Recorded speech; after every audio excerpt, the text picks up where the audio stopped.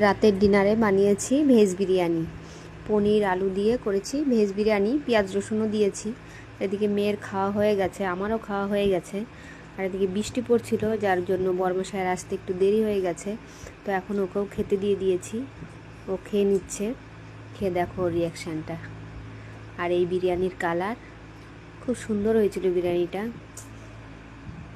আর এদিকেও খেয়ে নিচ্ছে। এদিকে বানিয়েছি, চালগুলোকে ভিজিয়ে রেখেছিলাম 1 ঘন্টার মতো। তারপরে আলুগুলোকে লাল লাল করে ভেজে তুলে নিয়েছি হলুদ লবণ দিয়ে। এদিকে মিক্সিতে একটু রসুন, পেঁয়াজ, আদা, জিরে, ধনে সব মিক্সিতে পেস্ট করে নিয়েছি। পেস্ট করে পেঁয়াজটাকে লাল লাল করে ভেজে ওর মধ্যে মশলাটাকে দিয়ে দিয়েছি।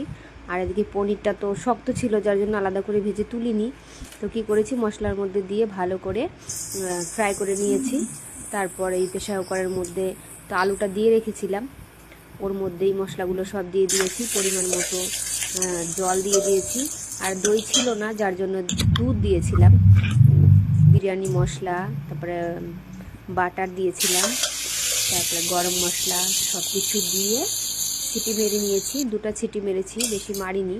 তারপরে রেখে দিয়েছিলাম। তারপর খুব সুন্দর ঝরঝরে বিরিয়ানি আমার রেডি হয়ে গেছে। শুভরাত্রি সবাইকে।